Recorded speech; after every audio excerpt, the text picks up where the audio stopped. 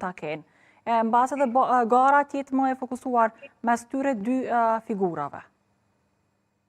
Unë po besoj që do duhet jetë e tillë, do të ketë një mirëkuptim mes gjitha palëve, sepse në fundit nuk është larg që do të bashkëpunojnë dhe do të ndërtojnë koalicionin bashkë secila me secilën, edhe fushata fundit ishte në nivel të pranueshëm. Prandaj edhe zoti Kurti ka parë gabimin me etiketime të ndryshme në fushatat e mëhershme, duke i quajtur hajvanat opozitën. Prandaj kjo do të jetë një fushat relativisht e qetë, do të jetë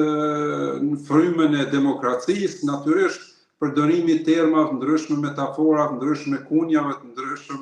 elektoral dhe japin një sharm demokracisë, pra është e pashmangshme që të ketë konfrontim idesh, por unë po besoj që luftë në kuptimin politik, të sulmeve personale ndaj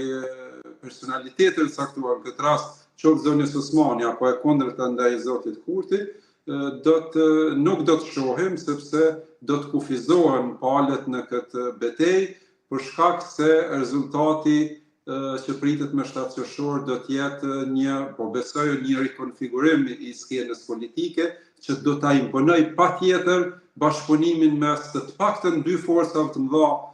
politike shqiptare. Prandaj pas këtij rezultati, nëse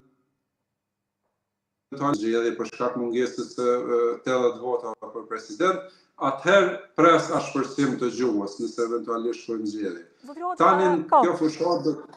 Dua të ndalim pak edhe tek pjesa e aderimeve që tashmë ka nisur në partitë politike, edhe sot pikërisht ish presidenti